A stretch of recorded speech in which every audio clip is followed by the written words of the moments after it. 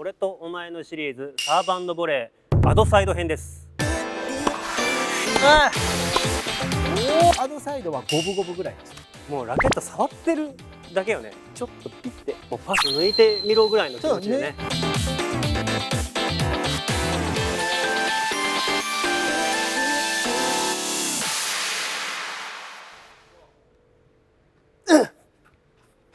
皆さんこんにちは、小野田道久です。今回は俺とお前のシリーズサーブ&ボレーアドサイド編です。今日も高尾プロと語っていきたいと思います。高尾プロよろしくお願いします。はい、よろしくお願いします。気をつけてること、そしてどんな時に使うかっていうのが多分視聴者の方すごい気になるところなんですけれども、どんな感じでしょう。まず覚えておいてほしいのが、ブレイクポイントを握られた時、1540以外は全部アドサイドですね。そうですね。はい。はい、ラブ40、30、40、アドバンテージ、もしくは一般の方であれば例えばノーアドバンテージで試合をやったりして、アドサイドを選ばれる方も多分ね、リターンの方でいると思うんで、そういう時にどういう配球をするか、でやっぱりそれによって気持ちの持ち方っていうものがやっぱすごく変わるので、もしかしたらですけどデュースサイドよりもより重要な局面を迎えると思って取り組まないといけないですね。ただね、こうサーブ&ボレーで前に行けばポイントが取れるとか、ネットに行ってこう脅かすぞっていうことではなくて、やっぱりどういうサーブをどこに打って、どういうリターンをさせたいっていう意図がやっぱもっと明確に必要だと思うんですね。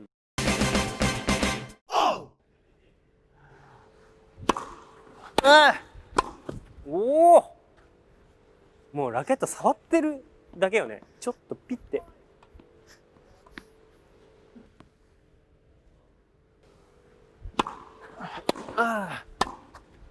しょ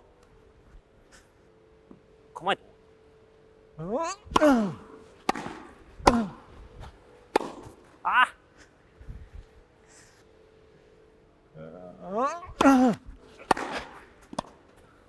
おお、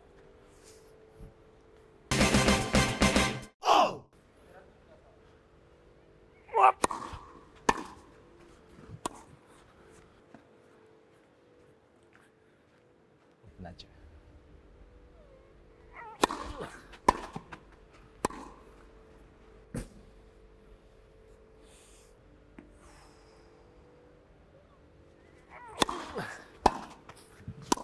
シャー。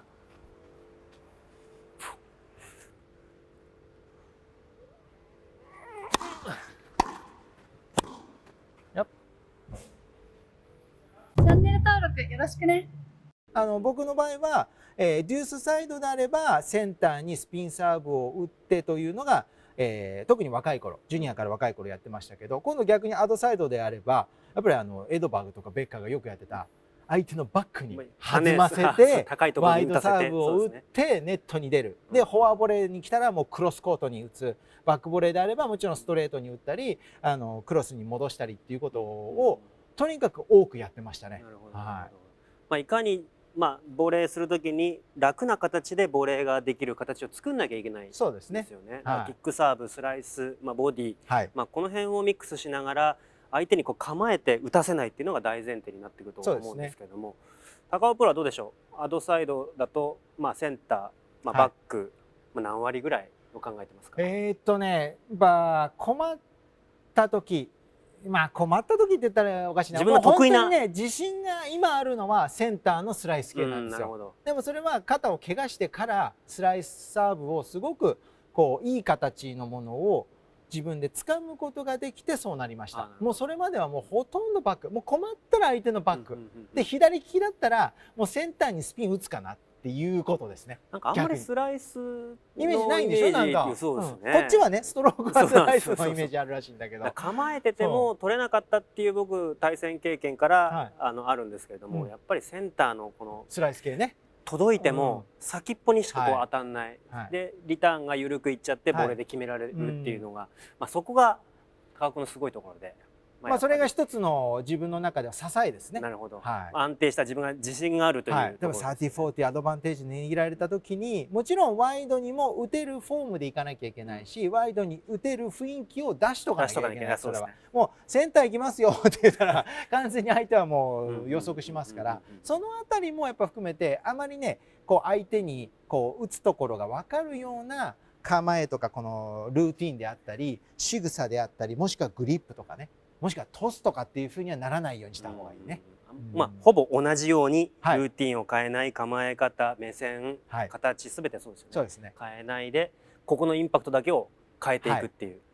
まあそれが大前提ですかね。逆にあれですか、小野田プロはこのアドサイドだったらどのパターンが？僕はやっぱりフラットスピン系なんでワイドが多かったですね。でセンターはスライス系が結構苦手なのもあったんで、スライス打つと球種のその回転が多くスピン量が多すぎて、飛んでいかなかったんですよ。スピードが落ちるっていうのが自分の悩みだったんで、どちらかというともうワイドのバックサイド系をスピンで跳ねさすか、もうパワーで持っていくかっていう。なるほど。まあそしたらあれどうですか、ボレーはオープンコートがやっぱ多いですか？そうですね、オープンコートとほとんどドロップボレーが短く打つっていうのを考えてやってましたね。まあ場合によっては決めに行きますけども、ただ若い頃僕が高校生の時に高尾プロが学校に来てくれてやった時はほとんどサーブ&ボレーしたら相手のいる方に打ってたんですよ。それをアドバイスいただいて、もっとオープンコートに打たなきゃいけない、相手をもっと走らせてリスクがあるショットを選択させるっていうところを教えてもらってからオープンに打つようになりました。そこまではやっぱりオープンに打つ怖さみたいなのがやっぱりあったんですよね。パッシングショットババババポーンっていう相手のリズムも良くなっちゃうっていうのもちょっと懸念してた部分もあったんですけど、そこをやってからやっぱだいぶ幅が広がりましたね、僕の場合は。やっぱ特にこのねアドバンテージサイドっていうのは、サーブ打って例えばオープンコートってなると右利きであればやっぱフォアなんですよ。フォアでこう走ってってもちろんランニングショットであったりグッと構えられたらやっぱパッシングショット、ね、あとトップスピンロブもあるから、こうオープンコートを怖がる傾向がある。だから僕としてはデュースサイドはかなりの確率でオープンコートにファーストボレーは打つ確率高いですけど、アドサイドは五分五分ぐらいですね。あ、そうですか。はい。だからもうバックボレーの例えばアドサイドでサーブ&ボレーしてバックボレーのここに来たらもちろん相手によってはストレートの方にサイドスピンをかけて打つ時もありますけど、できたらバックの方にもう一回戻したい。よくねフェデラーはねそれをやるんだよね。バックの方が構えられた時に嫌なのか、それともフォアで構えられた方が嫌なのか。フォアの方が嫌ですね。やっぱねバックの方がなんか自分のポジションも居心地いいんですよ。だからセカンドボレーになった時にパッとポジションついた時に次のところに動きやすい。逆に相手のフォアに走らすとやっぱランニングショットでクロスもストレートも打たれるっていう雰囲気をやっぱ強いかな。特にプロのレベルではやっぱフォアいわゆる構えてバックを打たせるのか3歩4歩走らせてフォアを打たすのかはあんまり変わらない。逆に。僕はやっぱバックでこうやって構えられると、まあ肩入れられるじゃないですか。そうすると逆にコースが分かんなくなって、フォアの方が最近の選手ってみんなグリップ厚いでしょ。厚いから肩が若干こうやって落ちるんですよ。そこを見てからパッてなんか逆にこう走らせて肩をこうやって回させた方がボールを落とすしスピン量もかかるから、まあバックの方が最近の選手ってスピードがある、フォアの方が回転が高いっていうまあ特徴があるんで、僕はどっちかというとそのフォアの方にボールを集めてミスさせた方が多かったかなっていう感じがしますよね。下手に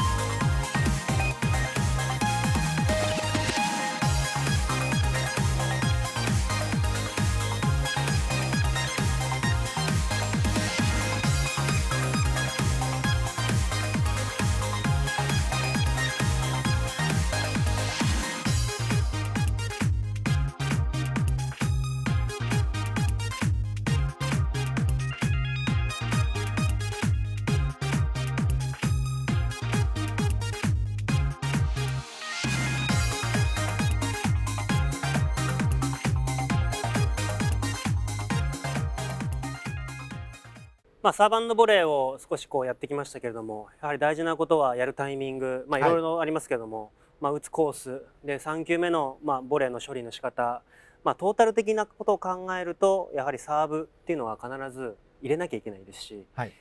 一発で決めるという気持ちよりかは計画性を持ってやるということが大事ですよね。だからやっぱこうサーブにもスライス系なのかスピン系なのかっていうところをはっきりと自分でやっぱ練習しながらコントロールしないと、やっぱサーブが例えばセンター打とうと思ってるのにボディに入ったり、ボディ打とうと思ってるのにバック行ったりフォア行ったりすると、もうリターンの返ってくる場所が急に変わっちゃう、いわゆる自分の予測外のことが起こるので、やっぱサーブのコントロールをスピードはそんな求めなくていいです、コントロールをやっぱり重視することと、その後のファーストボレーのところまでの動きであったりっていうのももちろんデュースサイドでもやりましたけども、ステップの歩幅であったり、あとスプリットステップでどう方向転換するのか、そしてあくまでも相手にファーストボレーをちゃんと打たせる、いわゆるパッシングショットを打たせるっていうことが大事ですよね。決めに行くというよりかは、しっかりと3球目計画性を持ってやる、で成功体験を作っていくっていうのが大事ですよね。ですからね、もうねパッシングを抜かれてもね堂々としてほしい。なるほど。なんかもう抜かれたからうまくいかない、ミスしたからうまくいかないってやると、今度やっぱねサーブ&ボレーをする気持ちが出てこなくなるから、もう何度も抜かれてください。いろんな相手とやっていろんなサーフェスでやってみて、例えばインドアの速いとこであったり外のクレーとかオムニコートであったりとこでやってどういう違いを出せるのかっていうのもぜひね皆さんにはやっていただきたいなと思います。サーブ&ボレーするときはもうパス抜いてみろぐらいの気持ちでね、抜いてくださいと思ってやってほしいですね。視聴者の方も練習でやってみてください。ありがとうございました。ありがとうございました。Thank you so much for watching this video. If you like this video, please give us a like. By pressing the subscribe button, you can join the Star Tennis Academy right away. Your mobile device will instantly turn to a pro tennis school. Let us know what lesson you want to learn from us. See you next time. Bye!